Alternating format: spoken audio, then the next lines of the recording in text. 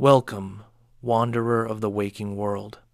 Lay down your thoughts and step softly into the realm between dreaming and remembering.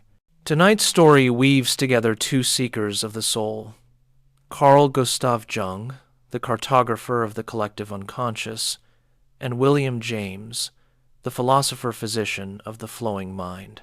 Together and apart, they explored the vast territories of consciousness from the late 19th through the early 20th century, one mapping the timeless patterns beneath awareness, the other tracing the living current of experience itself. As you settle into bed, let the rhythm of my voice carry you closer to sleep, one idea at a time. Relax as we explore how these two minds approach the mystery of human consciousness, one seeing structured symbolic layers and archetypal universals organizing the depths, the other discovering an unbroken stream of awareness flowing ceaselessly through every present moment. Their dialogue, whether spoken or across time, illuminates the vast territories of human consciousness. If you enjoy these quiet tales of psychological dialogue and wonder, press the like button and subscribe to join me on future journeys through the conversations between great minds. Tell me in the comments which psychological relationship intrigues you most, the mentor and student, the collaborators, the friendly rivals, and together we'll explore them in nights to come. Now, let the world fade. Drift with me through the intertwining paths of Jung and James as we wander between their visions and listen to the echoes where their insights meet and part. In the closing years of the 19th century, when the world still moved at the pace of horse-drawn carriages and the new science of psychology was just beginning to claim its territory between philosophy and medicine, two men were independently fashioning keys to unlock different chambers of the human mind. One worked in the lamp-lit study of a Cambridge home, the other in the clinical halls of European asylums. They would never meet face to face, yet their thoughts would circle each other like planets in neighboring orbits, sometimes drawing close enough that their gravitational fields touched, other times spinning away into their separate trajectories through the cosmos of psychological understanding. William James was born in January of 1842 into a household that seemed designed by Providence to nurture intellectual complexity. His father, Henry James Sr., was a wealthy theologian and philosopher whose own mind had been shaped by the mystical visions of Emanuel Swedenborg. The James household in New York City was a salon of ideas, visited by Emerson, by Thoreau, by the leading minds of American transcendentalism. Young William grew up in an atmosphere where consciousness itself was the perpetual topic of dinner conversation, where the life of the mind was not merely valued, but celebrated as the highest human calling.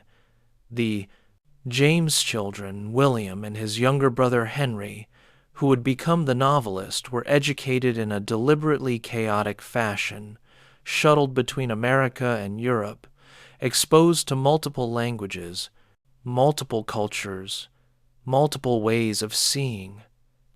Their father believed in no fixed curriculum, no settled doctrine.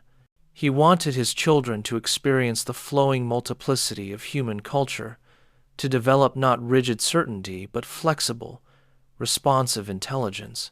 This childhood shaped William James's later psychology in ways both subtle and profound. He learned early that consciousness was not a static thing, not a fixed structure, but something that adapted, that changed with circumstance, that flowed according to the contours of experience. In his youth, James showed talent as an artist, seriously considering a career as a painter before turning towards science. This artistic sensibility never left him. Even his most technical psychological writing retained the painter's eye for concrete detail, for the particular quality of a moment of awareness, for the subtle shadings of subjective experience. He studied chemistry, then comparative anatomy, then medicine at Harvard, receiving his medical degree in 1869, though he would never truly practice as a physician. His path was never straight. He struggled with depression, with questions about free will and determinism, with mysterious physical ailments that may have been partly psychosomatic. His own consciousness became his first laboratory. In 1872, at the age of 30, James began teaching at Harvard, initially offering courses in anatomy and physiology before gradually moving toward what he called physiological psychology. He was part of the first generation trying to make psychology scientific, to ground the study of mind in observable phenomena, in experimental data, in the methods of natural science. Yet James always remained suspicious of psychology that strayed too far from lived experience, from the actual texture of consciousness as human beings encounter it moment by moment. His great work, The Principles of Psychology, published in 1890 after 12 years of writing, was an attempt to capture everything known about the workings of the mind within the framework of scientific psychology. Running to nearly 1,400 pages across 2 volumes, The Principles was encyclopedic in scope, yet deeply personal in voice. James wrote with elegance and wit, using vivid examples from everyday life, never losing sight of the fact that psychology's ultimate subject was the living, feeling, thinking human being, navigating the chaos of actual experience. At the heart of James's psychology was the concept he called the stream of consciousness, or stream of thought. The recognition that conscious experience never comes to us in isolated bits or discrete sensations, but always as a continuous flow. Consciousness, James insisted, is like a stream or river. It flows, it moves. Within it, some contents appear clearly and distinctly, while others remain vague, peripheral, flowing past before we can fully grasp them. We never step into the same stream twice. Each moment of consciousness is unique, unrepeatable, containing a slightly different mixture of thought, feeling, memory, and sensation.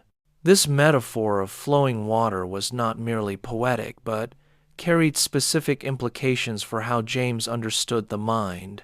Against the British empiricists and associationists who believed consciousness could be analyzed into elementary sensations combined according to laws of association, James argued that such analysis destroyed the very thing being studied.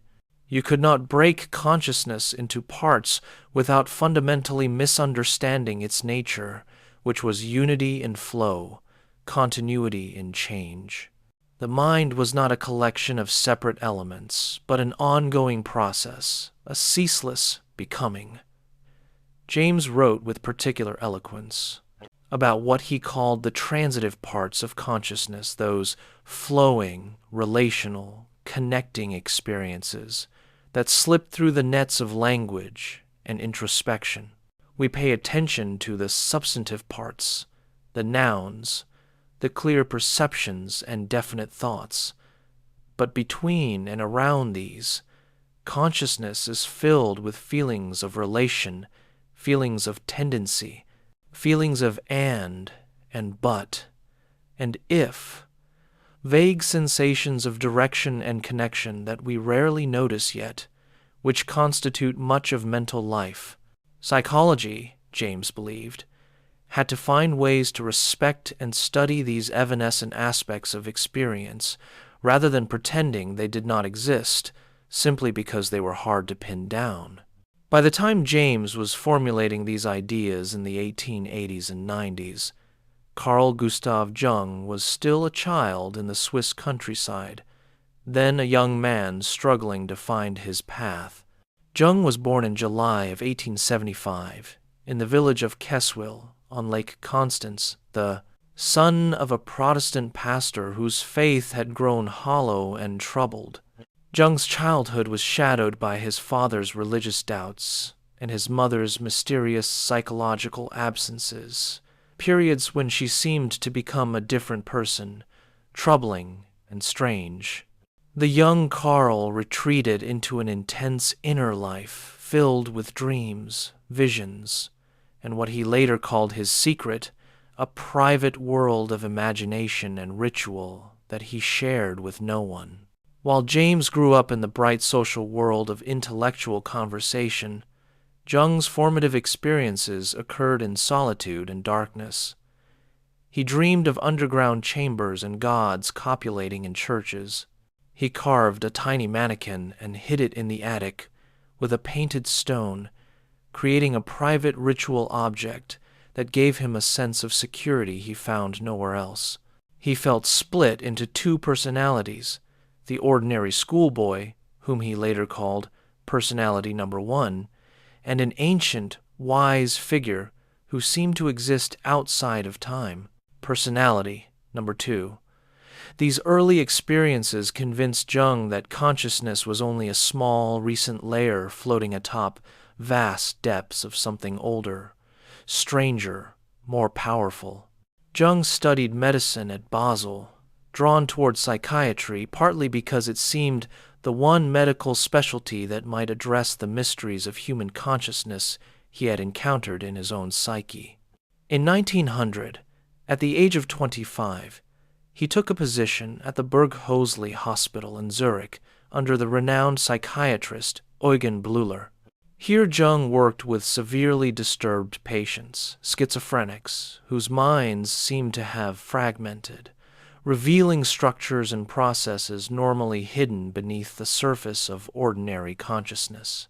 Jung's early work focused on word association experiments, studies of how patients responded to stimulus words, recording their reaction times and emotional responses. He discovered what he called complexes, organized clusters of emotionally charged thoughts and images that behaved with a certain autonomy within the psyche, distorting perception and behavior according to their own logic.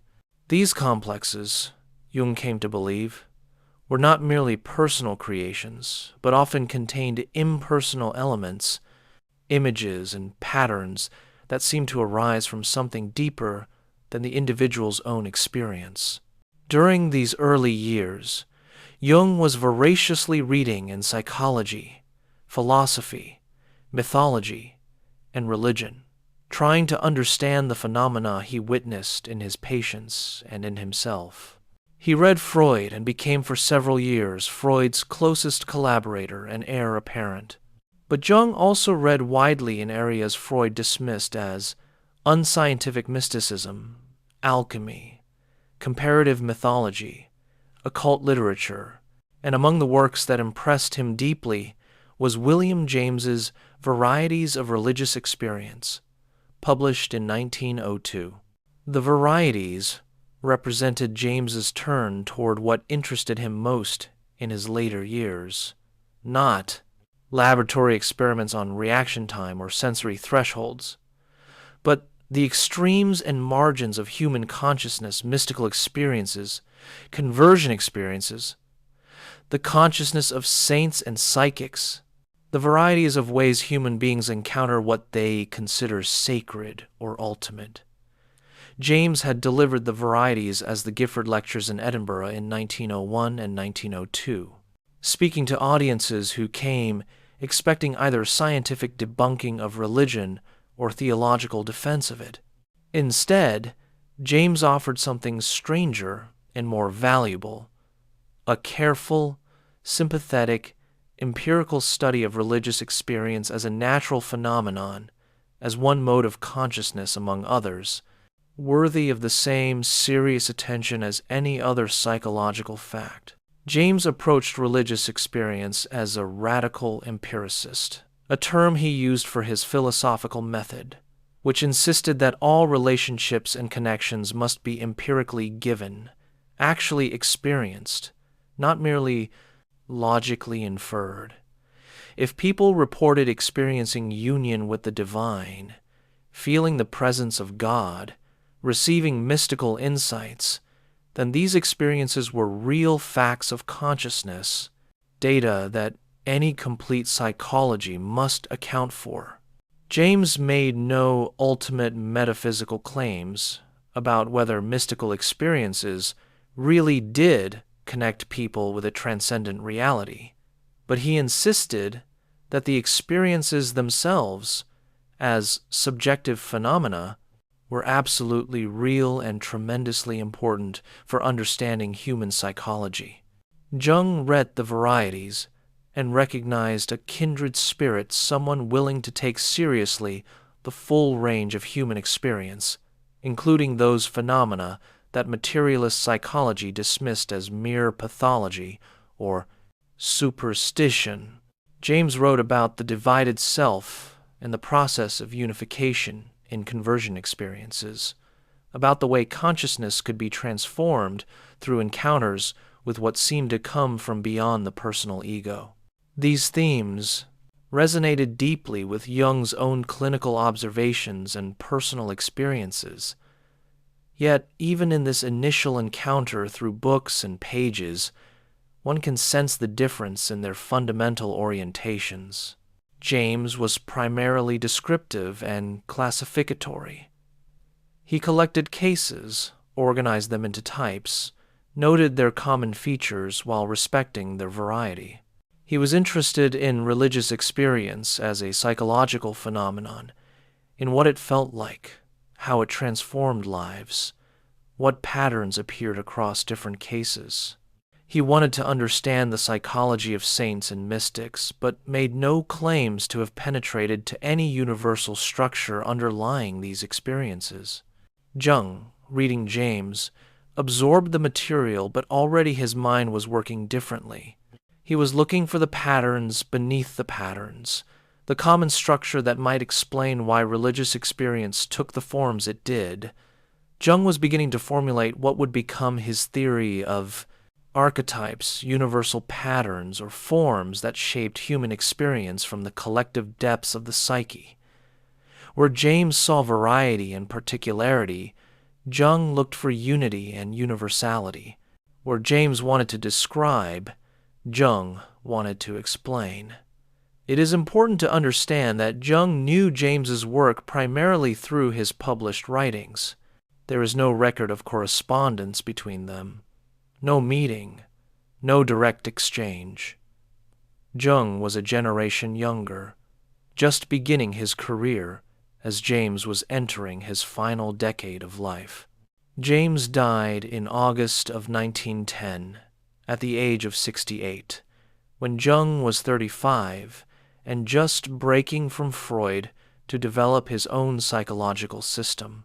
So, any dialogue between them must be understood as Jung reading James, absorbing certain ideas, responding to others, sometimes agreeing and sometimes moving in decisively different directions. Jung would later write respectfully of James in his autobiography, Memories, Dreams, Reflections, and in various letters and lectures. He acknowledged James as one of the few academic psychologists whose work touched on the deeper mysteries he himself was pursuing. Jung particularly appreciated James's openness to phenomena that mainstream psychology ignored: psychic experiences, spiritual encounters, the non-rational dimensions of human life. In this sense, James provided Jung with a kind of permission, an example of how one could be intellectually rigorous while remaining open to the full spectrum of human consciousness. But Jung also recognized and sometimes stated explicitly that his own approach differed fundamentally from James's pragmatism and pluralism. James famously argued for a pluralistic universe in which reality was genuinely multiple, open-ended, not reducible to any single system or explanation. James believed in what he called the each form and the all form of existence, the idea that reality could be legitimately described either as a collection of separate, individual things or as a connected whole, depending on which aspect you focused on. There was no single absolute truth, only multiple perspectives, each valid within its context. Jung's vision was different. Despite his emphasis on the individual path of development and his resistance to dogmatic systems, Jung believed in an underlying order to the psyche. The archetypes of the collective unconscious were not multiple options among which one might choose, but universal structures that operated in all human beings, shaping experience whether individuals recognize them or not. There was, for Jung, a kind of psychic necessity, a deep structure to human consciousness that manifested across all cultures and all times. This was not quite the same as saying there was one absolute truth, but it was certainly not James's radical pluralism either. The cultural and historical context in which these two men worked also shaped their approaches profoundly. James was part of the American pragmatist movement, alongside Charles Sanders, Peirce, and John Dewey, developing a philosophy that emphasized practical consequences, concrete experience, and the open-ended nature of reality. America in the late 19th century was expansive, optimistic, democratic, a place where fixed European hierarchies and ancient traditions seemed less relevant, where the future seemed open to be shaped by human action and will. James's psychology reflected this cultural moment. Consciousness was active, selective, purposive, always engaged in the practical work of navigating experience toward desired ends. Jung worked in a very different context. Europe, at the turn of the 20th century, was haunted by history, burdened with the weight of tradition, moving toward the catastrophe of the First World War.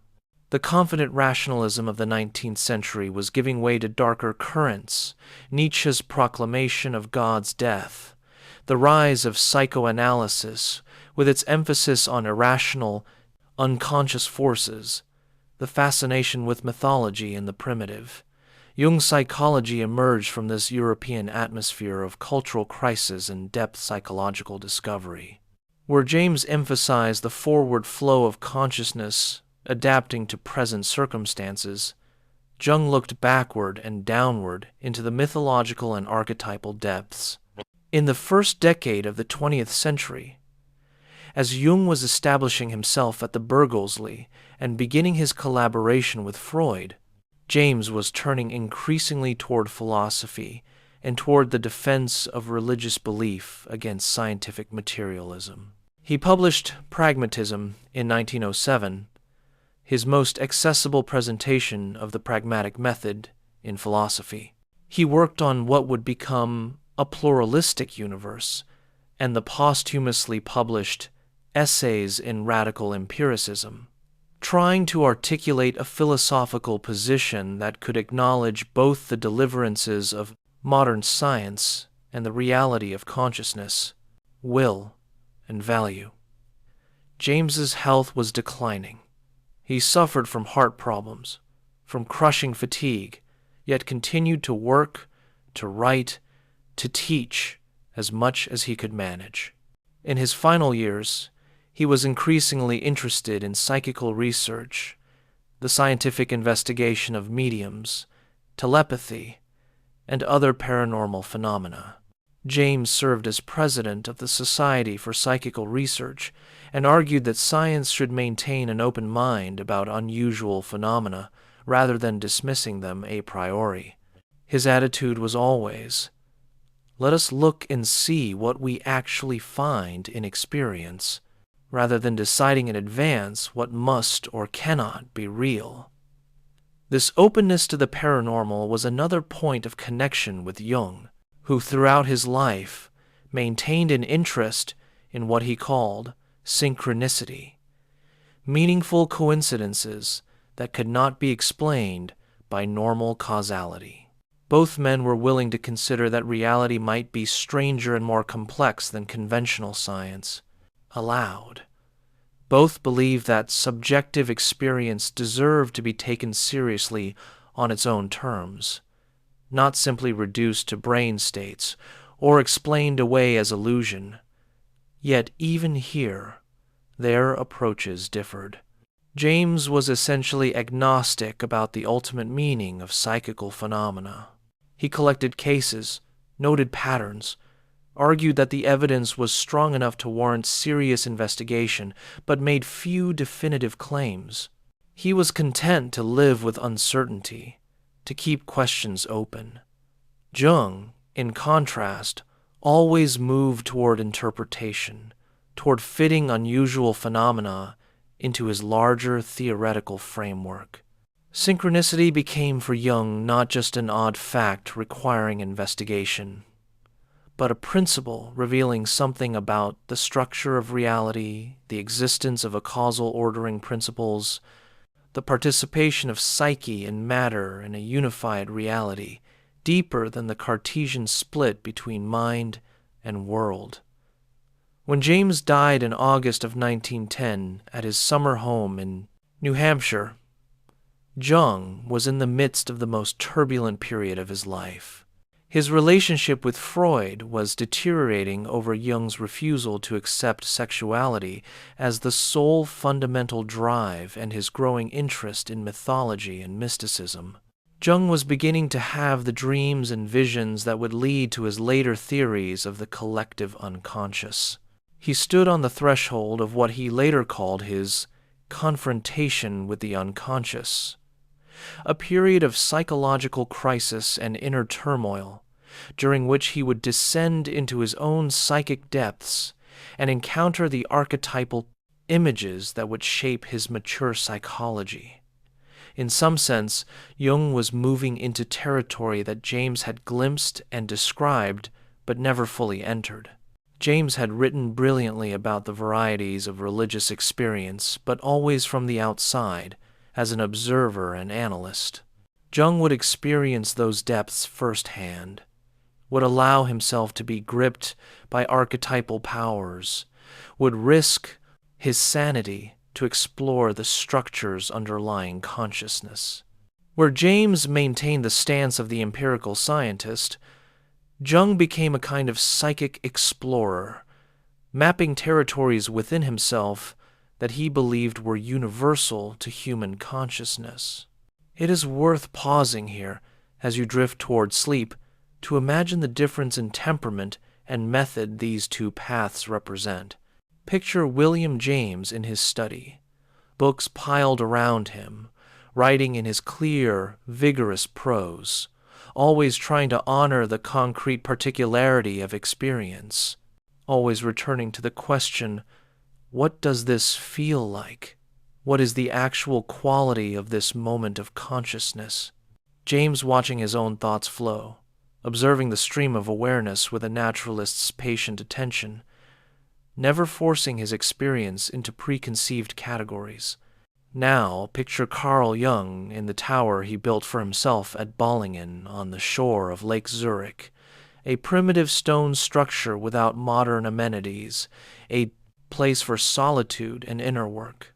Jung carving symbols in stone, painting mandalas, engaging in what he called active imagination, deliberately entering into dialogue with the figures and forces that arose from his unconscious. Jung taking seriously the autonomy of psychic contents, treating the images from dreams and fantasies as if they were independent beings with their own intelligence and purpose. Both men, in their different ways, were trying to do justice to consciousness, to capture something of the reality of subjective experience that mechanistic psychology left out. Both believed that human beings were more than biological machines, that the life of the mind had its own reality that could not be completely reduced to material processes. Both were deeply interested in the relationship between psychology and spirituality, between the scientific study of mind and the perennial questions of human meaning and purpose. Yet their emphases diverged in ways that illuminate different possibilities for understanding the psyche. James's psychology was oriented toward function and adaptation. He asked, "What is consciousness for? How does it help organisms navigate their environments? What practical difference do different states of consciousness make?" Jung's psychology was oriented toward meaning and symbolic understanding. He asked, "What does this image signify? What archetypal pattern is manifesting? How does this fit into the larger process of psychological development he called individuation?" The difference might be illustrated by how each man would approach a specific experience, say, a person's dream of descending into a dark cave and finding a luminous jewel. James would want to know, what did the experience feel like? How did it affect the dreamer's emotional state and subsequent behavior? What personal associations and memories connected with the imagery? He would be interested in the dream as a particular event in one person's stream of consciousness, to be understood in terms of that individual's unique history and circumstances. Jung would certainly be interested in those questions too, but his attention would quickly move toward the symbolic dimension, the cave as a universal symbol of descent into the unconscious, the jewel as representing the self, the central archetype of wholeness and integration, the dream as an instance of a pattern that appears across cultures, the hero's journey, the descent to the underworld, the discovery of treasure in the depths. Jung would see the personal associations as one layer, but beneath them he would look for the impersonal, archetypal structures that give the dream its particular power and meaning. This difference in approach reflects different assumptions about the nature of the psyche itself. James viewed consciousness as fundamentally individual and personal. Each person's stream of thought was unique, unrepeatable, shaped by that person's particular nervous system and life history. There were commonalities. To be sure, all human beings had to deal with similar biological and social realities, so patterns appeared. But these patterns were the result of similar circumstances and functional needs, not the manifestation of deep universal structures. Jung viewed consciousness as only the surface of the psyche. Beneath personal consciousness, with its individual memories and associations, lay the personal unconscious, containing repressed or forgotten material specific to the individual. But beneath that lay something deeper and more universal, the collective unconscious, containing the accumulated experience of humanity, organized into archetypal patterns that shaped all human experience, whether individuals knew it or not.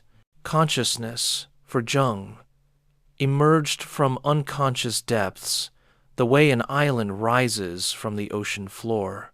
What we see above the waterline is tiny compared to what lies beneath.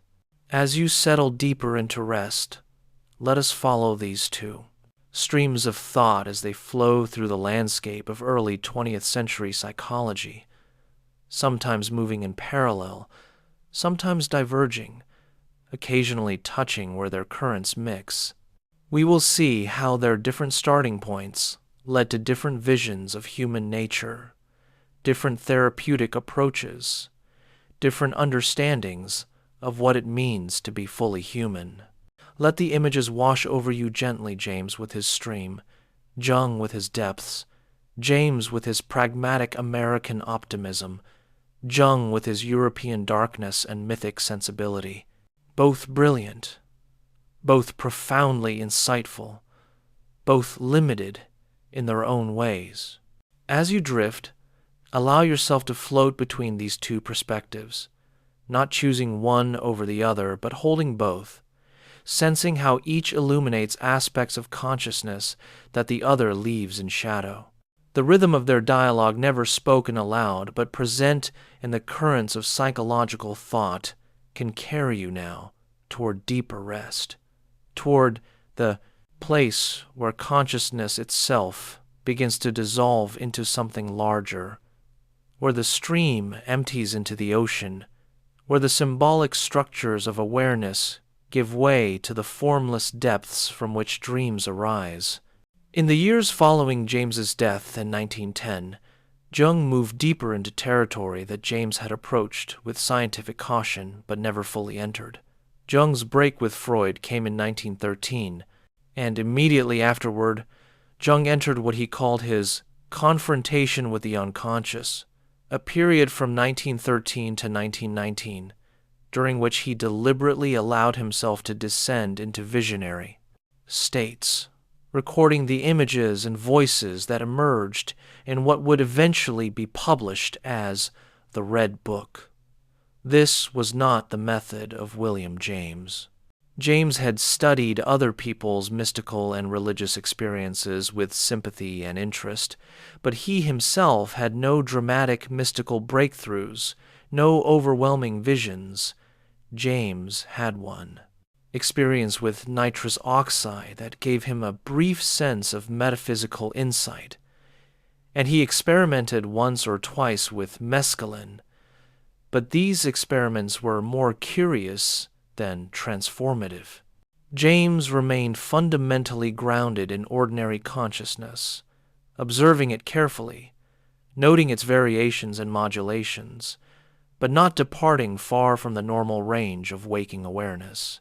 Jung, in contrast, deliberately cultivated altered states. He developed a technique he called active imagination, in which he would allow images to arise spontaneously from the unconscious, then engage with them as if they were independent beings. He would have conversations with internal figures, an old man he called Philemon, an anima figure named Salome, various other entities that seemed to possess their own agency and intelligence. Jung took these figures seriously, not as mere fantasies or projections, but as autonomous contents of the psyche, representatives of archetypal forces. From a Jamesian perspective, this method would seem deeply problematic. James had warned against taking the products of the mind too seriously, against reifying mental contents into entities. For James, consciousness was a process, not a collection of things. There were no ideas that existed as objects in the mind, only the ongoing stream of thinking. To treat dream figures or fantasy images as if they were independent beings was, from this viewpoint, to fall into a kind of category error, mistaking the contents of consciousness for something external to the process of consciousness itself. Yet Jung's defense would be pragmatic, even Jamesian in its own way. The method worked. By engaging with unconscious contents as if they were autonomous, patients could access wisdom and insight that remained hidden when they treated dreams and fantasies as merely symbolic of something else. The practical consequences of taking the figures seriously included greater psychological integration, relief from symptoms, enhanced creativity, and a sense of meaning and purpose. If pragmatism meant judging ideas by their practical effects, as James argued, then Jung's method validated itself through its therapeutic efficacy. But there is a deeper difference here about the nature of psychological reality. James believed in the primacy of experience. Consciousness was the fundamental datum, the starting point from which all else was inferred. He rejected the idea that there were mental entities behind or beneath conscious experience. Everything mental was, for James, ultimately available to consciousness, or at least connected with consciousness. The unconscious, as Freud and Jung conceived it, a realm of mental contents existing and operating outside awareness, seemed to James a dubious hypothesis, a theoretical construct that went beyond what experience actually showed. James did accept what he called the subliminal or subconscious self-mental processes occurring below the threshold of awareness, manifesting in things like automatic writing, hypnotic phenomena, and the operations of habit. But James's subliminal was more like a dimly lit annex to consciousness rather than the vast dark ocean of Jung's collective unconscious. For James, consciousness gradually shaded into subconsciousness without any sharp division, and the subconscious remained personal, connected to the individual's own history and nervous system. Jung's collective unconscious was something categorically different, an impersonal, transpersonal realm of images and patterns that were not derived from personal experience at all. When Jung wrote about archetypes, he meant something like Plato's forms, eternal, universal structures that shaped human experience from outside the individual psyche. True, archetypes only became conscious through personal instantiations, through particular images arising in particular minds. You never experience the mother archetype itself, only specific images your own mother, the Virgin Mary, Mother Earth, that were shaped by the archetypal pattern. But the archetype itself existed prior to and independent of any individual's experience. This was pure metaphysics, not empirical psychology in James's sense. James was a nominalist who believed that universals were abstractions from particular experiences, not realities that existed independently and shaped those experiences. For James, if we find common patterns across different people's experiences, say, that many people dream of water when undergoing psychological change, this commonality was the result of shared biological and cultural factors, not the manifestation of a water archetype existing in some transpersonal unconscious. The contrast appears vividly in how James and Jung each approached mythology and comparative religion. James, in Varieties of Religious Experience, collected accounts of individual religious experiences and noted their common features, the sense of something more, the feeling of being grasped by a power beyond oneself, the noetic quality of mystical states, their transformative effects. But James always emphasized the variety within the commonality. Religious experiences differed by temperament, once-born versus twice-born religious types, by culture, by theology. There was no single essence of religious experience, but rather a family resemblance among diverse phenomena. Jung studied the same material but reached very different conclusions. For Jung, the common features pointed to underlying archetypal structures, the God image as a manifestation of the self-archetype, religious conversion as a process of psychological transformation governed by archetypal patterns, mystical union as the ego's encounter with the numinous depths of the collective unconscious. Mythology from different cultures showed similar patterns because the human psyche itself had a universal structure. The hero's journey appeared everywhere: Gilgamesh, Odysseus, Christ, the Buddha, because the hero archetype was a fundamental organizing principle of human consciousness.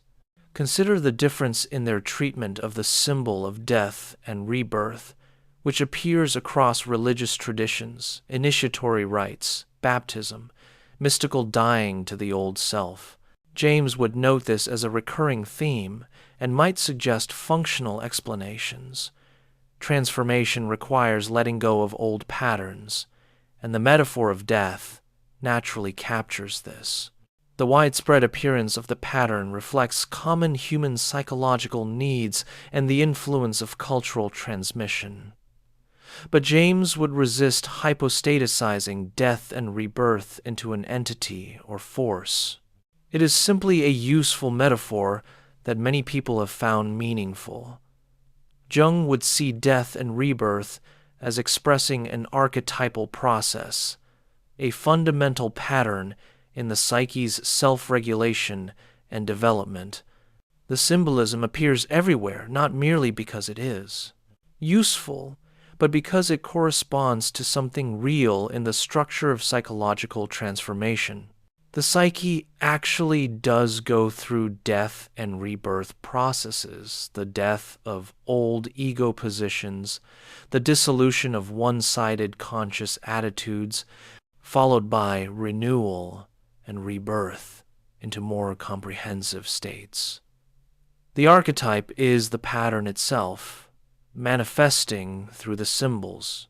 Here, we touch on the question of symbolic versus pragmatic truth, one of the deepest divergences between these two thinkers. For William James, truth was fundamentally pragmatic. A belief was true if it worked, if it led to satisfactory consequences, if it proved useful in navigating experience. James was willing to entertain religious beliefs, mystical experiences, even psychical phenomena if they made a practical difference in people's lives. He defended the will to believe in cases where evidence was insufficient to decide the question if believing in God or free will or life after death helped you live better. There was justification for holding such beliefs, even in the absence of conclusive proof. This was a radical position, and James was often misunderstood as saying that you could believe whatever felt good or that truth was merely subjective. But James's pragmatism was more subtle. He insisted that pragmatic truth had to answer to experienced beliefs, had to be verified by their consequences in the concrete flow of events. A belief that consistently failed to deliver promised results, that led to contradictions and disappointments, could not be pragmatically true no matter how comforting it might be. Pragmatic truth was truth that worked in the long run, across the full range of experience. Still, James's conception remained tied to function and utility.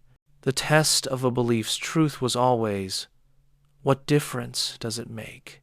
How does believing this affect experience and behavior?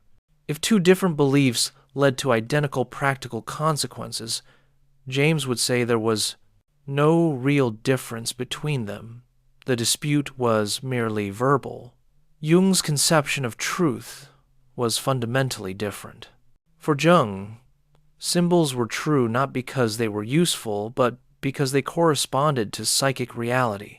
The symbol of the self, the mandala, the divine child, the wise old man, was true because the self actually existed as a central archetype in the collective unconscious, whether or not any individual had personally encountered these symbols.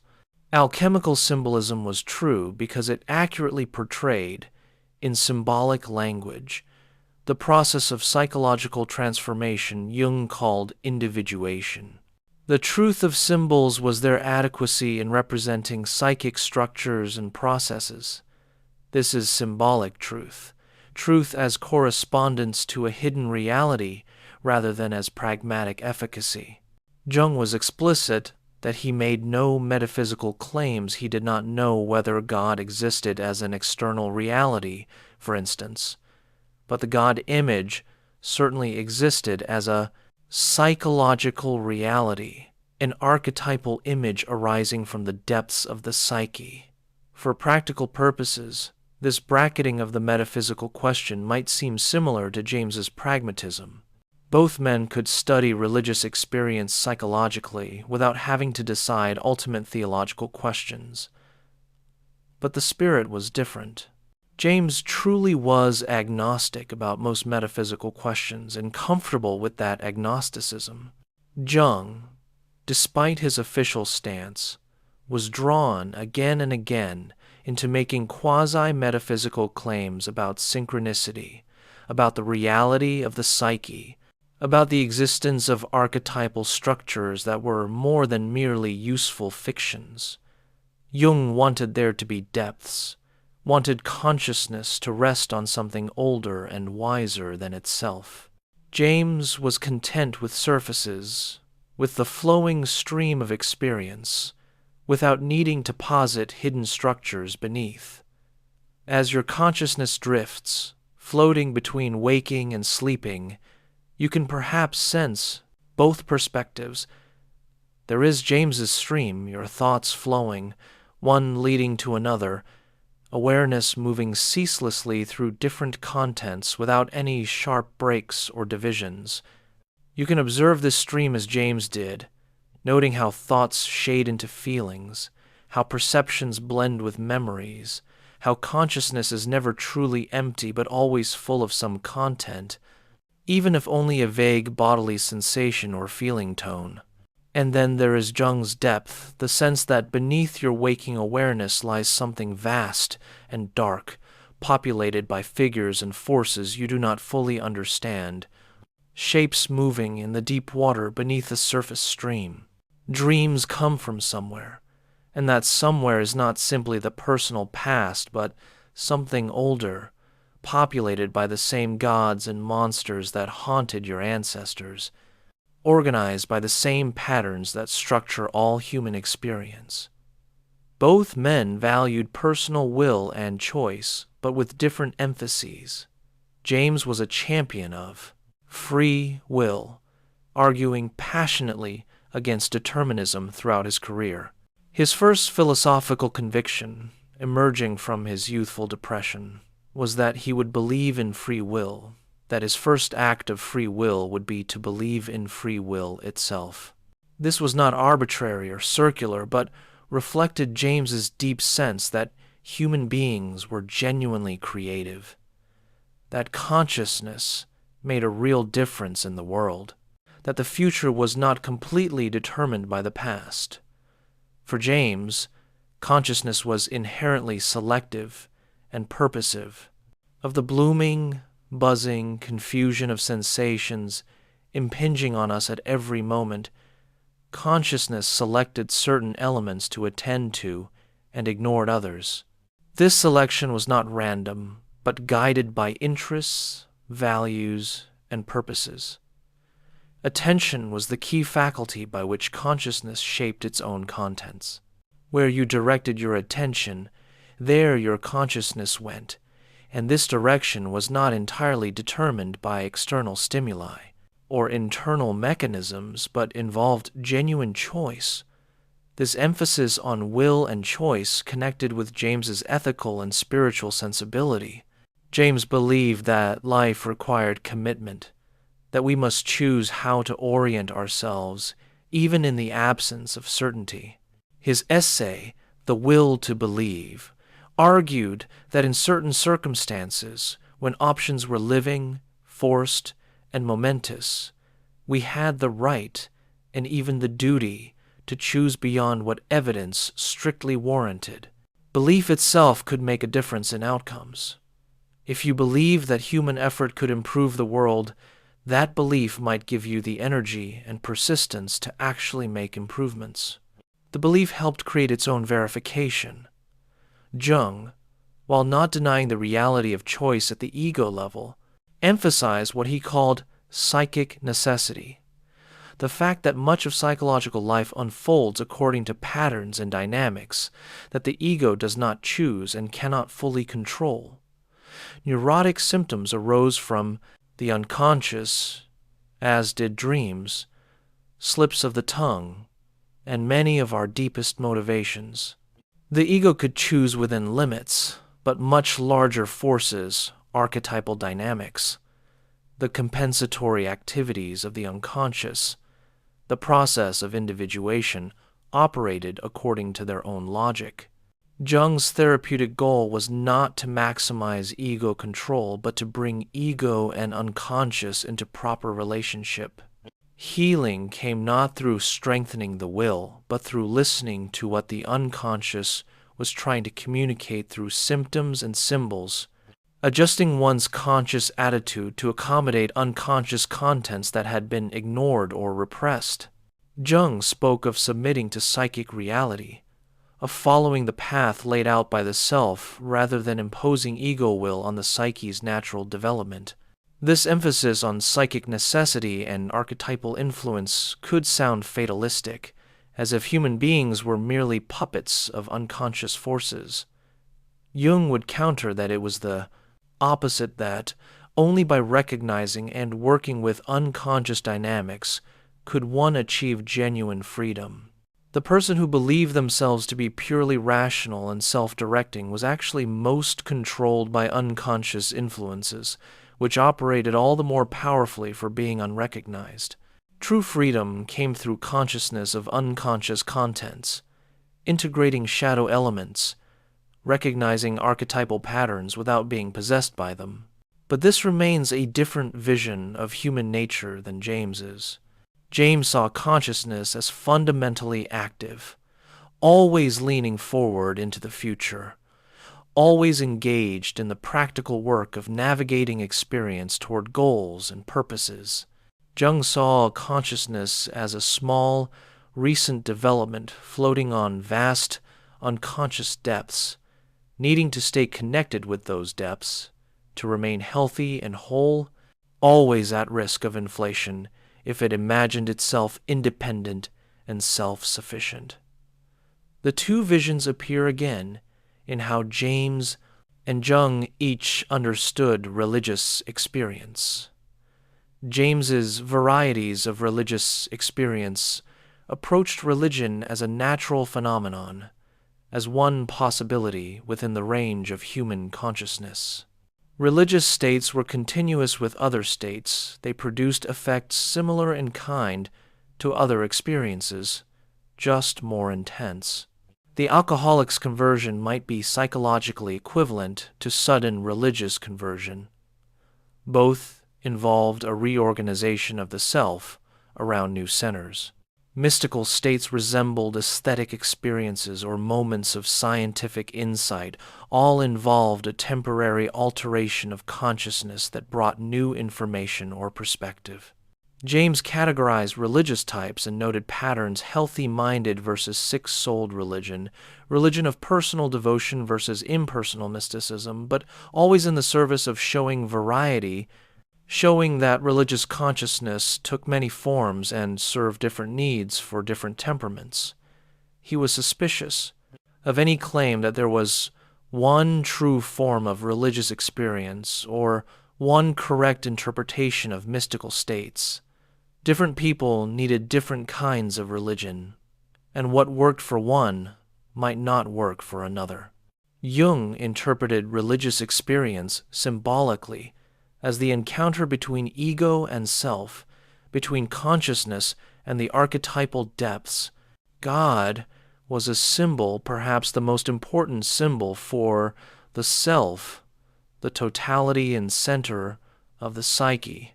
Religious experiences occurred when the conscious ego was overwhelmed by archetypal forces from the collective unconscious experiences that were often terrifying as well as transformative, involving ego death and rebirth. Encounter with the numinous informs both light and dark. For Jung, all genuine religious experience followed archetypal patterns because these patterns constituted the deep structure of such experiences. Christianity, Buddhism, Hinduism, alchemy, all were different symbolic systems expressing the same underlying psychic processes. The differences were cultural clothing. The essence was the archetypal drama of transformation, the movement from unconscious wholeness through conscious division and back to conscious wholeness, which Jung saw as the fundamental pattern of human psychological development.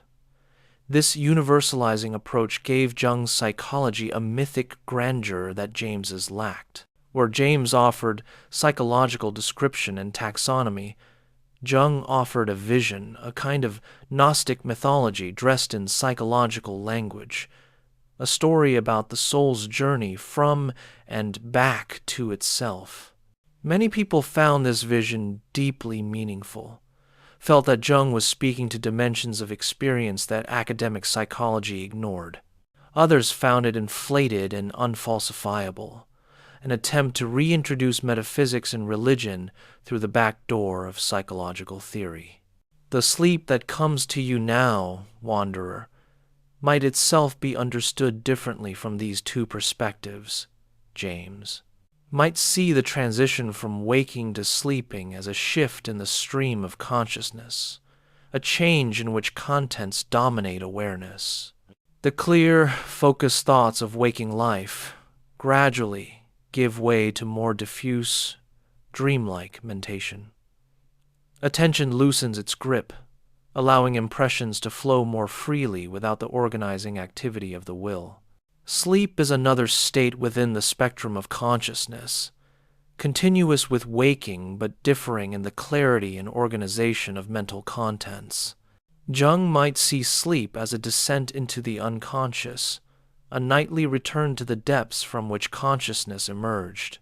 Dreams are not random mental noise, but messages from the unconscious, compensations for the one-sided attitudes of waking consciousness, attempts by the self to communicate with the ego through symbolic language.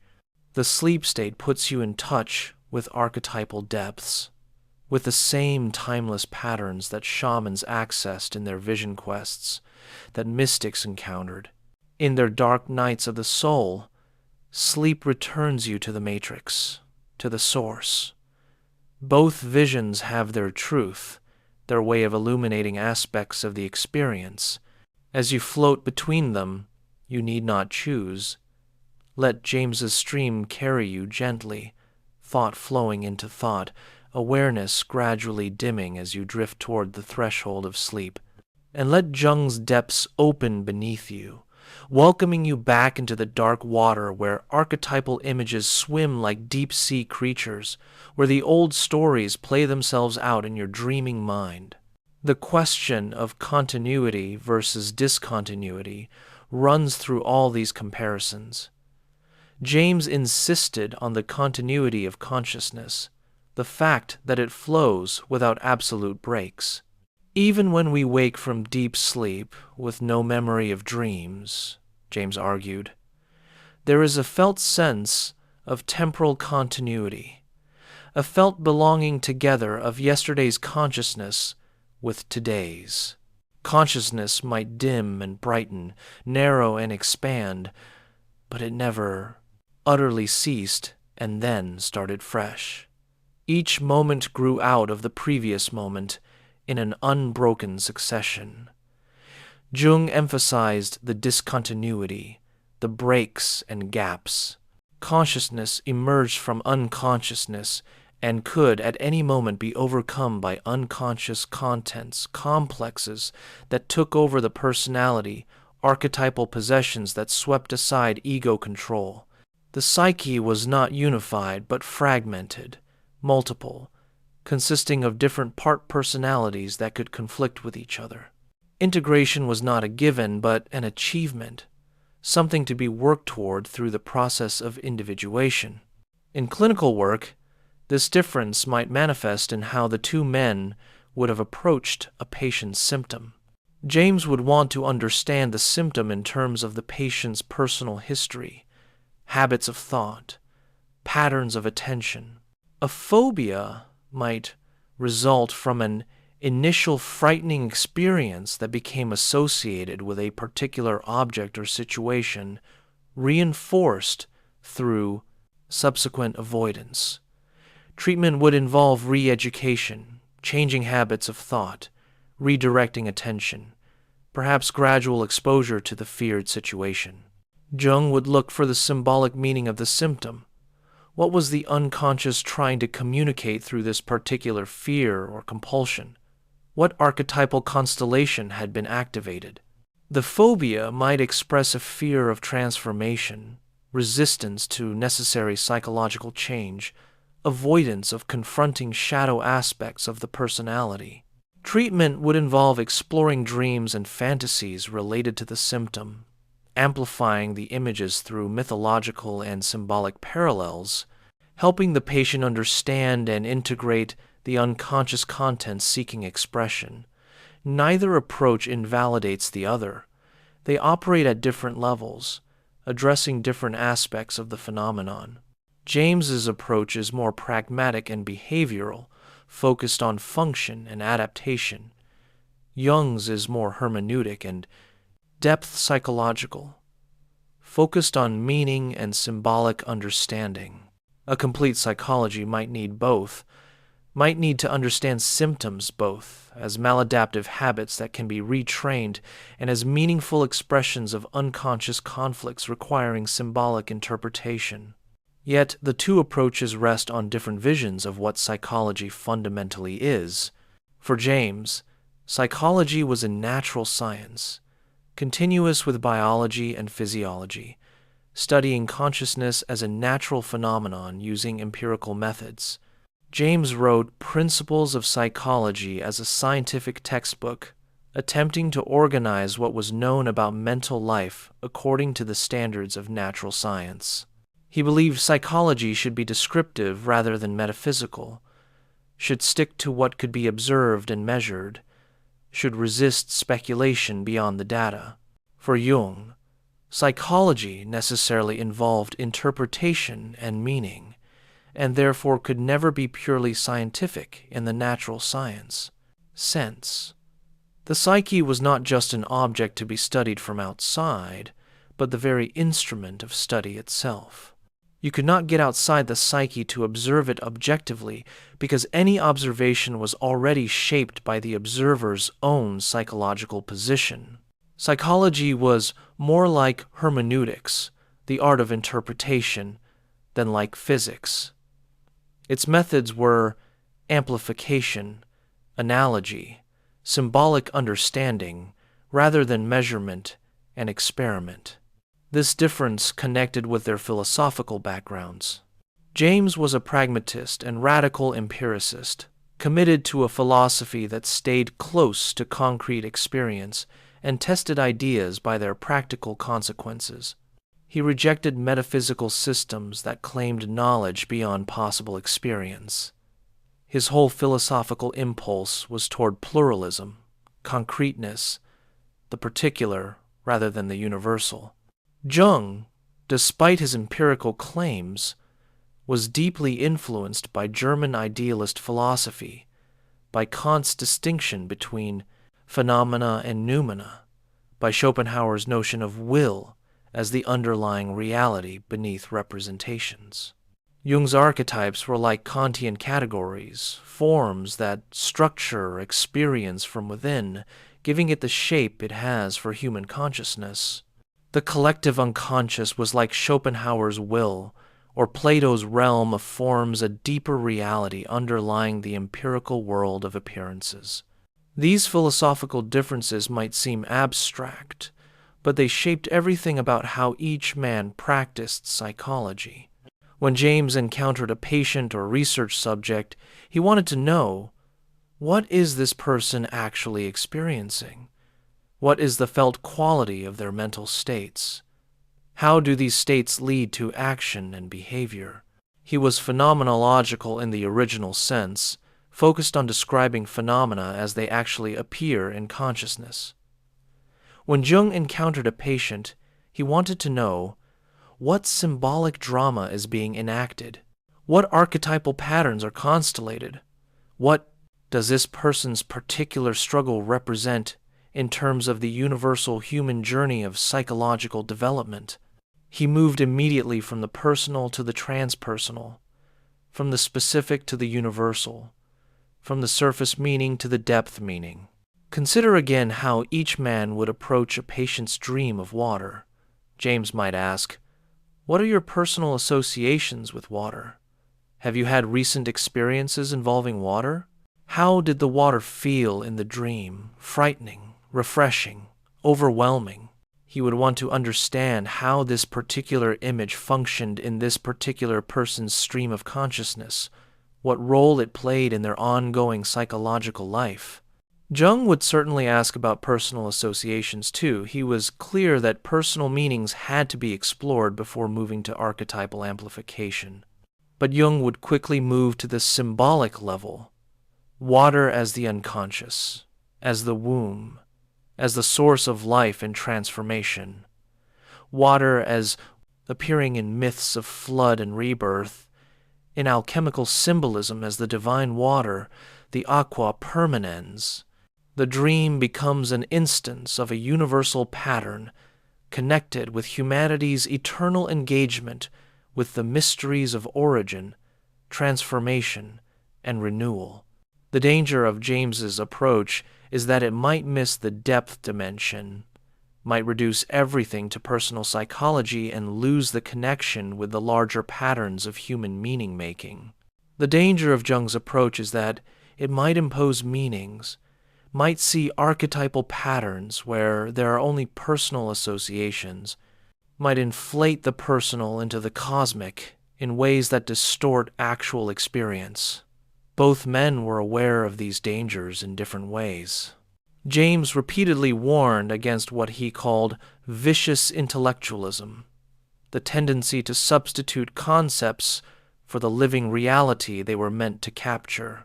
He insisted that psychology must return always to the concrete flow of consciousness, must not get lost in theoretical abstractions. His prose is full of vivid, particular examples precisely because he wanted to keep psychological discourse grounded in actual experience.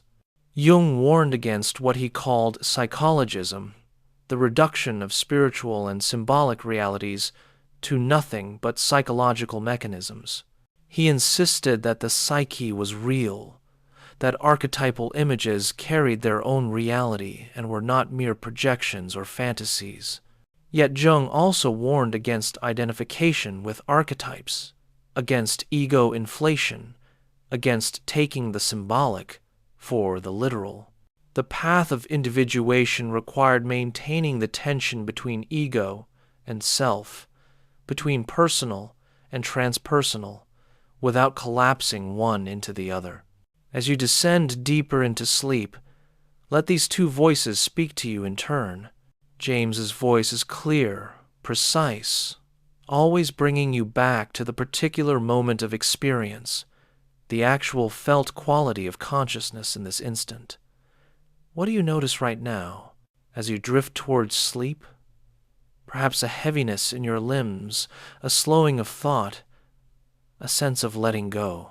James would have you observe these phenomena carefully, note their qualities, their transitions, their texture. Jung's voice is deeper, more resonant with suggestion and mystery. He asks you to sense beneath the surface of your drowsiness the great patterns recurring through human consciousness, the descent into sleep as the hero's descent into the underworld, the nightly journey to meet the ancestors, the return to the waters of origin. Sleep is not just a physiological necessity but a symbolic act, a participation in the eternal rhythms of consciousness and unconsciousness, light and dark, the marriage of day and night. Both voices are true. Both offer gifts. James keeps you honest, prevents you from floating off into vaporous mysticism, insists that all claims about consciousness be verified against actual experience. Jung opens depths, connects your individual life with the larger patterns of human meaning, suggests that your personal journey participates in something ancient and universal. You need not choose between them. Let them both accompany you into the darkness, complementary guides to different dimensions of the same mystery. The historical relationship between these two figures reminds us that intellectual influence is complex and often indirect. Jung read James, absorbed certain ideas, but developed in directions James might not have approved. There was no collaboration, no direct exchange, yet they were part of the same conversation, the early 20th century's attempt to understand consciousness, to develop a psychology adequate to both scientific standards and the full range of human experience. In the decades after both men died, James in 1910, Jung in 1961, their ideas continued to develop in the hands of followers and critics. James's pragmatism and radical empiricism influenced philosophers from John Dewey to Richard Rorty, while his psychology merged into the behaviorist and cognitive traditions that dominated American psychology through most of the 20th century. His emphasis on consciousness as an active, selective process prefigured later work on attention and information processing. His varieties of religious experience helped establish the psychology of religion as a legitimate field of study. Jung's influence was perhaps even more extensive, but also more diffuse and controversial. Academic psychology largely rejected Jung's theories as unscientific, too speculative, based more on intuition and amplification than on rigorous research. But Jung's ideas found audiences in religious studies, comparative mythology, literary criticism, and the popular psychology that emerged in the 60s and 70s. The concepts of introversion and extroversion, of archetypes and collective unconscious, of the shadow and the self, entered popular culture in ways that James's more technical psychological concepts never did. Part of the difference in their legacies reflects the differences in their writing and thinking. James wrote with brilliant clarity, using vivid examples and direct language, but his ideas were complex and nuanced in ways that resisted simplification. Jung wrote in a dense, elusive style filled with mythological references and symbolic imagery that could seem obscure but also gave his work a mystical aura that appealed to readers hungry for meaning and depth. James was a great psychologist who happened to be interested in philosophy and religion. Jung was a mystic and visionary who framed his insights in psychological language. Both made invaluable contributions to understanding human consciousness, but they spoke to different needs and different audiences. James satisfied the mind's need for clarity, precision, and intellectual honesty. Jung satisfied the soul's need for meaning, connection, and participation in something larger than the personal self. In the synthesis we might attempt between these two, we would retain James's insistence on staying close to actual experience, his pragmatic criterion of testing ideas by their consequences, his resistance to metaphysical speculation beyond what experience warrants. And we would retain Jung's recognition of depth and symbolism, his attention to patterns and meanings that recur across cultures and times, his insistence that consciousness is embedded in something larger than itself. Such a synthesis might acknowledge that consciousness is indeed a stream, flowing and continuous, as James described, but that this stream has depths, has structures and patterns, has sources in something beyond the personal ego. We might accept Jung's archetypes not as metaphysical entities, but as descriptive patterns, recurring configurations of image and emotion that appear across human experience, perhaps because of shared biology, shared developmental stages, shared existential situations, shared cultural inheritance, or some combination of these factors. We might agree with James that truth is partly pragmatic, that what matters is whether ideas work, whether they help us navigate experience more successfully, while acknowledging Jung's point that some truths are symbolic rather than literal, that not everything important can be cashed out in terms of practical consequences. A symbol can be true because it adequately represents psychic reality, because it helps organize and give meaning to experience, even if it makes no testable predictions about external events. We might follow James in emphasizing the reality and importance of personal choice and will, the ways consciousness actively selects and shapes its own contents, while acknowledging Jung's insight that much psychological life operates according to dynamics beyond ego control, that healing often requires submission to psychic necessity rather than assertion of will. A mature psychology, we might conclude, needs both the surface and the depth, both the stream and the ocean beneath it, both the personal and the transpersonal, both the pragmatic and the symbolic. James and Jung, despite their differences, were both pioneers in trying to create a psychology that honored the full range of human consciousness. Neither succeeded completely, perhaps no one person could, but their complementary efforts mapped different aspects of the same vast territory. As you rest now, deeply relaxed, drifting in the borderland between waking and sleep, your consciousness illustrates the very questions these two men explored.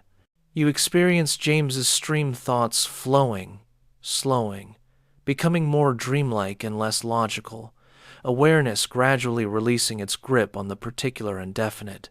You experience Jung's descent, consciousness dimming as you sink toward the depths where dreams arise, where personal concerns give way to something older and less personal, where the archetypal images that will populate your dreams wait to emerge.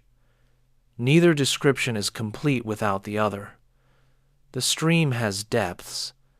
The depths flow. Consciousness is continuous, yet emerges from unconsciousness. Experience is personal, yet connects with transpersonal patterns. You are unique, unrepeatable, an individual stream of consciousness unlike any other. You are also human, carrying within yourself the same archetypal structures that shaped your ancestors' experience, dreaming in symbols as old as language itself. This both and, rather than either or, is perhaps the deepest lesson from the dialogue between James and Jung. They disagreed about much, approached consciousness from different angles, used different methods and different languages. But both insisted that consciousness matters, that subjective experience is real and important, that psychology must find ways to honor the richness and complexity of human mental life, rather than reducing it to something simpler and more manageable. In the early 21st century, more than a century after James published his Principles and Jung began his word association experiments, psychology has largely moved away from both men's concerns. Cognitive neuroscience studies brain mechanisms with sophisticated imaging technology. Evolutionary psychology explains mental traits as adaptations shaped by natural selection. Clinical psychology relies on evidence-based treatments that can be manualized and tested in randomized controlled trials. Much has been gained through these approaches: real knowledge, effective treatments, genuine scientific progress. But something has also been lost: the sense of consciousness as mystery, as endlessly complex and subtle, as something that perhaps cannot be completely captured by mechanistic explanations and quantitative methods. Both James and Jung, for all their differences, approach the psyche with a kind of reverence, a sense that human consciousness was something profound and perhaps ultimately inexplicable, to be approached with humility and wonder rather than reduced and explained away. Their different emphases reflect perennial tensions in how we understand ourselves. Are we primarily individual or social, autonomous agents or products of forces beyond our control, continuous with nature or something separate and special, shaped by particular personal history or by universal patterns? All of these questions remain unresolved because they admit no final resolution. They are tensions to be lived with rather than problems to be solved. James leaned toward individuality, autonomy, continuity, particularity.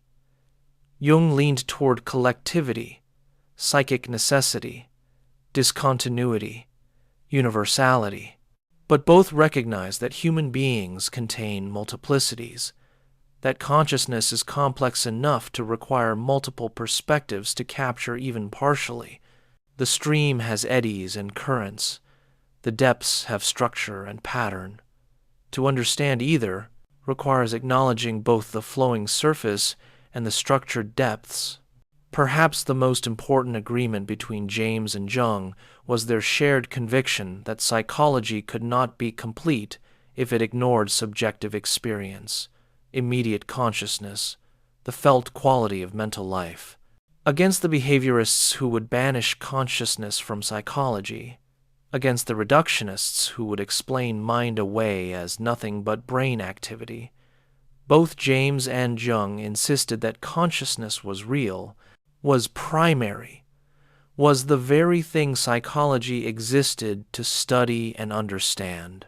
James fought this battle primarily within academic psychology, trying to establish a science of consciousness that was rigorous and empirical while honoring the richness of subjective experience. He lost that battle in the short-term behaviorism-dominated American psychology for decades after his death. But in recent decades, consciousness studies have returned to psychology and neuroscience, and James's careful phenomenological descriptions have found new relevance. Jung fought his battle primarily outside academic psychology, creating a movement and a school that preserved space for depth, symbol, and meaning, even when these were unwelcome in scientific psychology. He succeeded in creating an alternative tradition that continues today, though largely separate from academic psychology.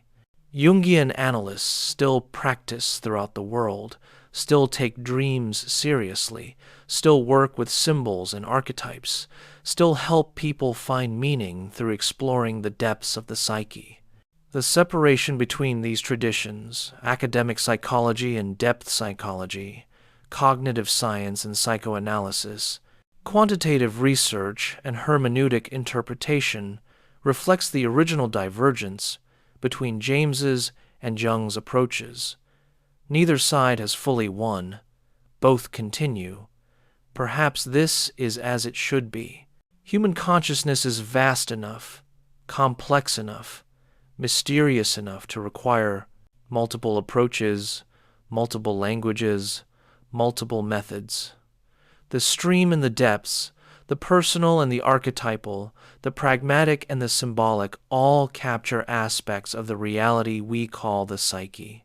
As you sink deeper now into sleep, notice how consciousness gradually relinquishes its hold on the particular. The specific concerns of your day begin to dissolve. Thoughts become more diffuse, less directed. Images arise unbidden, not quite dreams yet, but moving in that direction.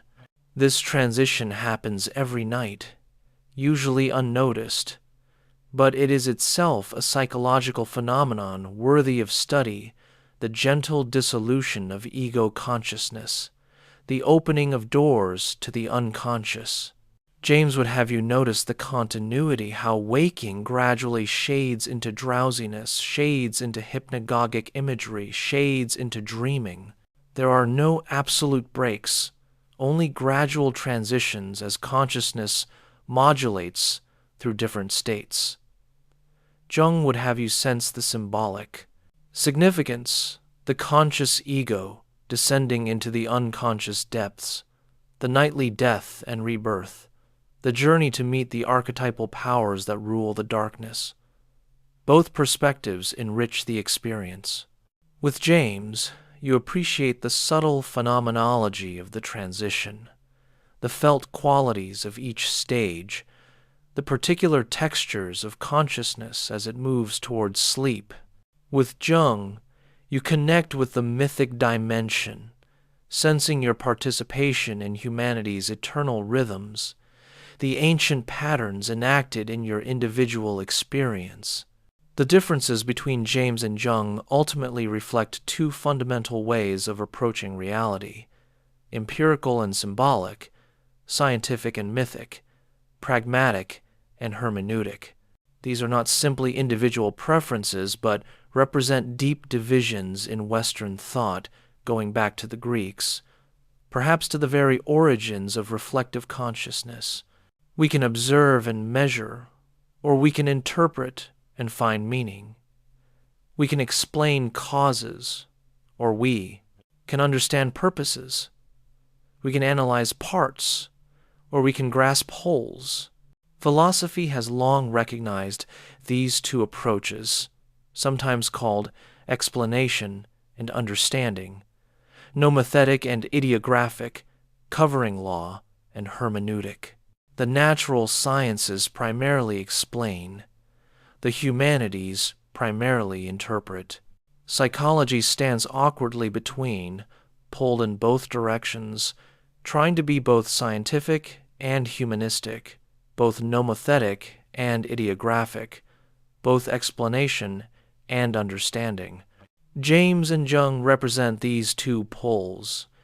James wanted psychology to be scientific, based on observation and experiment, finding laws that applied across cases. But he also wanted psychology to honor particularity, to capture the concrete flow of individual consciousness that always exceeded any general formulation. Jung wanted psychology to interpret meanings, to understand the symbolic significance of symptoms and dreams, to connect individual experience with universal patterns. But he also claimed empirical validation, insisted he was observing facts of the psyche, just as a zoologist observes animals. Neither man was entirely consistent.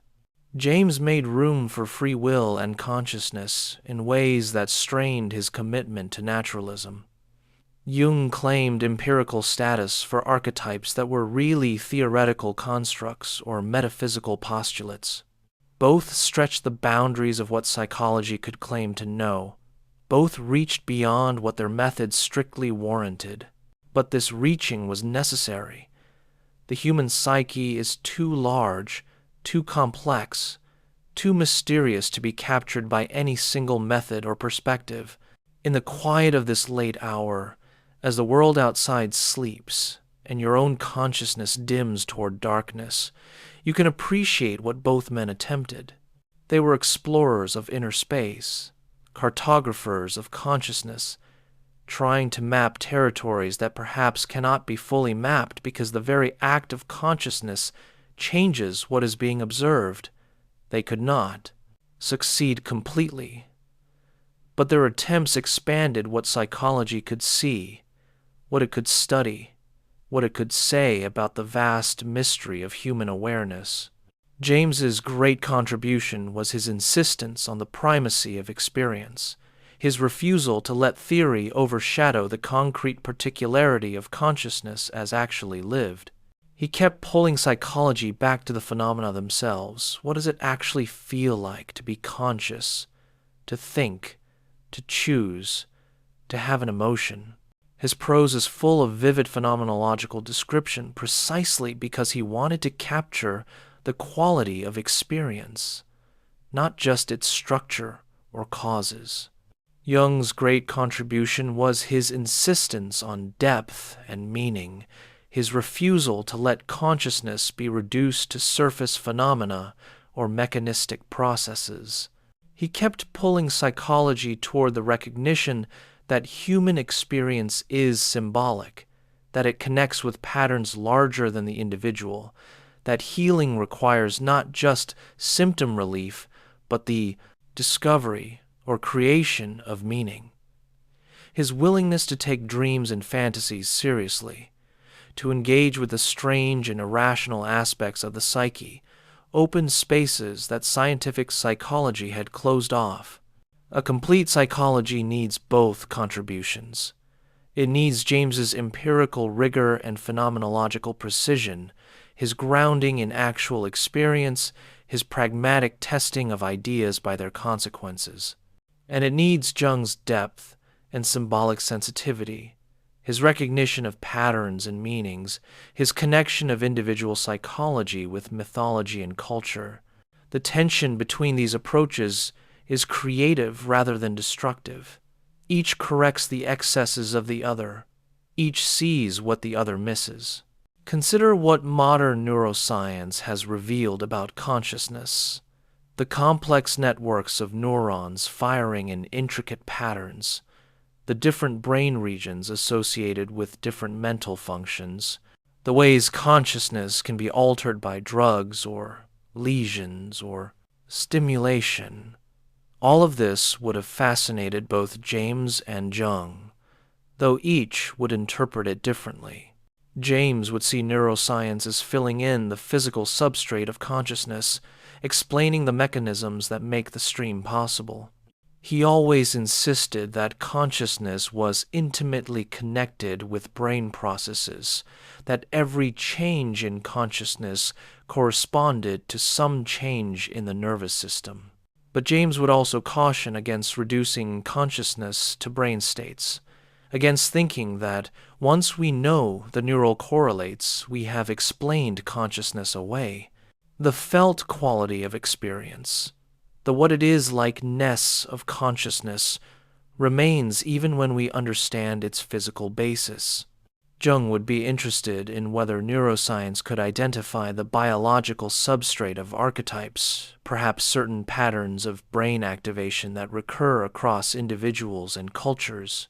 He might see evidence for the collective unconscious in the shared neural architecture that all humans inherit. But Jung would also insist that understanding the brain mechanisms does not exhaust the meaning of psychological phenomena, that symbols and archetypes operate at a different level of analysis than neurons and synapses. That psychological understanding requires interpretation and not just causal explanation. Neither man would be satisfied with a neuroscience that claimed to have reduced consciousness to brain activity, explaining away the subjective dimension in favor of objective mechanisms. Both believed that consciousness was irreducible, that the first-person perspective could not be translated without remainder into third-person scientific description. This conviction is increasingly shared by contemporary philosophers of mind who recognize the hard problem of consciousness, the question of why and how subjective experience arises from physical processes at all. So James and Jung, for all their differences, stand together against reductionism, against any psychology that thinks it can dispense with consciousness itself, that can explain human beings purely in terms of mechanisms and processes without reference to experience, meaning, and subjectivity. This alliance is perhaps their most important legacy, the insistence that psychology must remain true to its subject matter, which is consciousness in all its richness and complexity. As you hover now in the borderland between waking and sleeping, your consciousness itself becomes the evidence for what these men intuited. You are aware, you experience, you have a subjective perspective that no third-person description could completely capture. Science can study the correlates of your consciousness, what is happening in your brain as you drift towards sleep, what neurotransmitters are involved, what brain regions are active or quiet. But the experience itself, the felt quality of drowsiness and letting go, the subtle gradations of awareness as consciousness, dims, this remains irreducibly subjective, accessible only from within. James spent his career trying to describe this inner perspective with precision and care, fighting against the tendency to oversimplify or ignore it. Jung spent his career trying to understand the symbolic and archetypal dimensions of inner experience, the ways individual consciousness connects with transpersonal patterns. Neither fully succeeded, perhaps no one could, but their attempts expanded what psychology could see and say. The dialogue between James and Jung, then, is really a dialogue about the nature and scope of psychology itself. Should psychology be primarily scientific or primarily hermeneutic? Should it explain or understand, measure or interpret, Should it focus on general laws or individual particularity? Should it study consciousness from outside or from within? Should it be continuous with biology and neuroscience, or with the humanities and philosophy? The answer that emerges from their complementary efforts is all of the above. Psychology must be scientific, but not only scientific. It must explain, but also understand.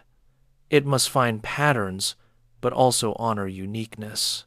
It must study consciousness from multiple perspectives, using multiple methods, accepting that no single approach captures the whole. The psyche is too large, too complex, too multifaceted to be contained by any single method or theory. This pluralism was explicit in James, who championed radical pluralism as a philosophical position, the view that reality admits of multiple descriptions, none of which is complete or final. Different perspectives reveal different aspects of the same phenomena, and we need them all. Jung was less explicitly pluralistic, often writing as if his archetypal psychology revealed the deep structure beneath all particular psychologies. But in practice, Jung used multiple approaches. He was willing to explore alchemy, astrology, mythology, religion, whatever might shed light on the psyche's operations. So the lesson from their dialogue might be, approach consciousness with multiple methods, multiple languages, multiple perspectives. Use James's stream metaphor when you want to capture the flow and continuity of awareness. Use Jung's depth metaphor when you want to explore the symbolic and archetypal dimensions. Study the brain when you want to understand mechanisms. Study dreams and myths when you want to understand meanings. Test ideas pragmatically by their consequences, but also explore their symbolic significance. Most of all, maintain a stance of wonder and humility before the mystery of consciousness. Neither James nor Jung claim to have solved the mystery. Both recognize that consciousness exceeded their theories, that human beings were stranger and more complex than any psychological system could capture. They were explorers, not conquerors, map-makers sketching provisional charts of territories that perhaps cannot be definitively mapped. As sleep comes closer, let their voices fade into silence. The stream flows on, carrying you toward rest. The depths open beneath you, welcoming you into darkness. Tomorrow you will wake, consciousness will return, the stream will flow again through another day, but for now, let go. Descend into sleep as into an ocean, trusting the darkness, trusting the depths that James studied and Jung revered, trusting the nightly cycle of consciousness and unconsciousness that is itself the most basic rhythm of mental life. The dialogue between James and Jung continues in the work of contemporary psychologists, philosophers, and neuroscientists who still struggle with the same questions. What is consciousness? How does it relate to the brain? Is it continuous or discontinuous, unified or fragmented, individual or transpersonal? Can subjective experience be scientifically studied? And if so, how? What methods are adequate to the complexity of human consciousness? These questions remain open, perhaps ultimately unanswerable in any final sense, but asking them, exploring them from multiple perspectives, staying true to the phenomena while also seeking patterns and principles. This is the ongoing work that James and Jung pioneered. Their dialogue, never spoken aloud, but enacted through their writings and their different approaches to the psyche, models how we might proceed. With intellectual rigor and imaginative openness, with scientific caution and mythic sensitivity, with attention to both surface and depth, both the particular and the universal, both the personal and the transpersonal. In the end, both men were servants of consciousness, trying to understand and articulate what it means to be aware, to experience, to live as conscious beings in a mysterious universe. They serve us still as guides and companions, offering different perspectives that enrich each other, different vocabularies that let us speak about different aspects of the same vast reality. We need not choose between them. We can walk with both, letting James keep us honest and grounded, letting Jung open depths and connections, both helping us navigate the strange terrain of consciousness itself. Rest now. Let the stream carry you. Let the depths embrace you. Consciousness will take care of itself, flowing through its cycles, its rhythms, its mysterious processes that neither James nor Jung nor anyone else has fully explained. You are that consciousness, that flow, that mystery. In sleeping and waking, in dreaming and thinking, in all the modes of awareness you pass through, you are the very phenomenon these great minds devoted their lives to understanding. Sleep well, wanderer. The dialogue continues in your own experience, in the ceaseless flow of your own consciousness, in the depths that open beneath your awareness each night. James and Jung accompany you still, their voices mingling in the darkness, their questions echoing in your dreams, their complementary visions, illuminating different facets of the jewel that is human consciousness. Tomorrow brings another day, another chance to explore the stream and the depths, the surface and the abyss, the flowing present and the timeless patterns. But for now, this moment, let everything go. Drift into darkness. Let sleep have you, completely, trustingly, peacefully. The night holds you now in its ancient embrace. The questions remain, but they can wait. The mysteries deepen, but they are not going anywhere. For this moment, there is only the gentle dissolution of waking consciousness, the soft descent into the waters of sleep, the return to the source from which each morning awareness will once again emerge, fresh and new and ready to flow through another day. Sleep deeply, dream richly. The stream flows on. The depths are patient. And in the morning, consciousness will return, as it always has, as it always will, bearing with it the mystery that James studied and Jung revered, the simple, inexplicable, magnificent fact of awareness itself.